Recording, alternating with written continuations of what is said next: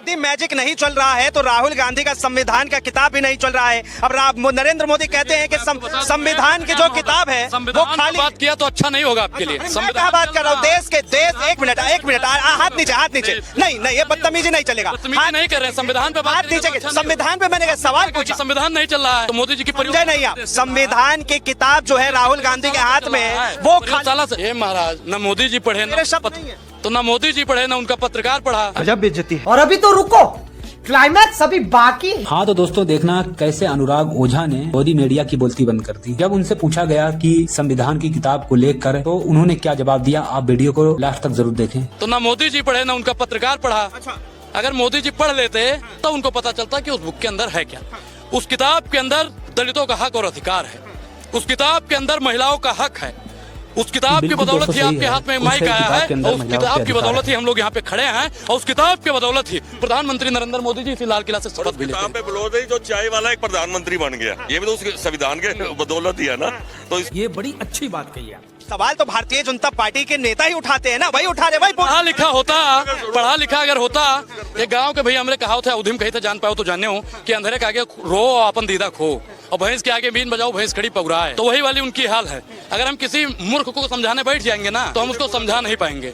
और गीता में स्पष्ट लिखा हुआ है कि मूर्ख को उपदेश ही नहीं देना चाहिए, मूर्ख को समझाने के लिए महामूर्ख होना चाहिए। तो हम तो भैया काफी समझदार हैं। बीजेपी के आज इस लीडर ने कहा, बीजेपी के उस लीडर ने कहा, उसी पे करके तुम सारा ध्यान बंटवाते हो। जो दूसरे अपोजिशन लीडर के मोदी के लिए कहते हैं तो इन्होंने हिंदू मुसलमान का दंगा किया, देश उसको करा है, तो कभी उस पर भी क्या गांधी ने कहा तो है, एक है तो सेफ है, एक का मतलब अडानी, एक का मतलब नहीं। योगी ने ये कहा, मोदी ने ये कहा, उसने ये कहा। तो दोस्तों आप देख रहे हैं जैसे मोदी जी का नाम आया वैसे दादाजी कैसे बौखला गए हैं। उसी में रोज टॉपिक कराते हो। योगी आदित्यनाथ का बयान आता है बटोगे तो कटोगे इलेक्शन के टाइम में, नरेंद्र मोदी का बयान आता है एक है तो सेफ है। तो बात इस पे ना हो, मुद्दा ये नहीं है तो क्या? नहीं बेटे मैं ये नहीं कह रहा। प्रधानमंत्री एक देश का सीएम एक स्टेट का कह रहा है तो मुद्दा ये नहीं बेटे मैं ये नहीं कह रहा। मैं कह रहा हूँ कि फंस गया सीएम 10 दिन से एक ही लंग। मैं कह रहा हूँ जो अपोजिशन वाले भी मुद्दा उठाते हैं ना बेटे, मैं कह रहा हूँ उस पर भी बात हो। प्रधानमंत्री जो कहता है इसका तो काम है कहना, करना कराना कुछ नहीं है इसमें।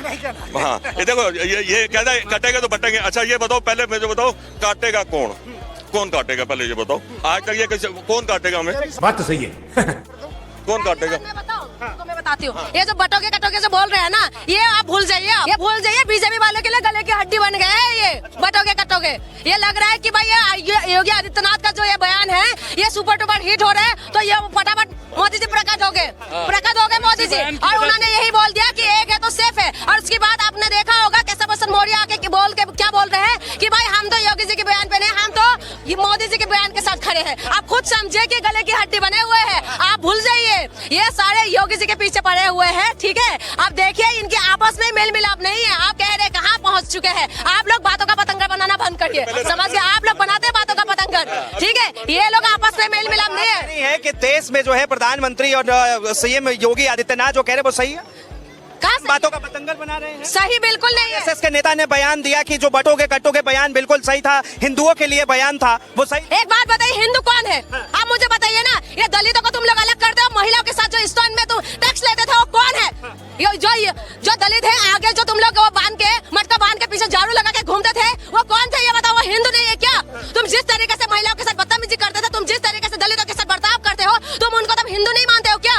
हाँ उस टाइम जब अधिकार की बात आती तो हिंदू अलग होते, दलित अलग हो जाते, तो एसटी एससी ओबीसी अलग हो जाते, तुम अलग हो जाते। प्यारी समझ गई। तुम लोग अधिकार देते टाइम तो तुम उनको हक पूरा बराबरी में नहीं रखते हो। वोट देने के लिए तुम लोग बोलते हो हिंदू है। ये कौन सा इंसाफ है? आप मुझे बताइए ये उस कौन सा इंसाफ है? आप सबको बोलते हो कि एक रहोगे तो सेफ रहोगे। हमारे देश में सब लोग एक ही है, कोई अलग नहीं है। सब भारतवासी हिंदू मुसलमान सिख ईसाई बौद्ध जैन सब एक है।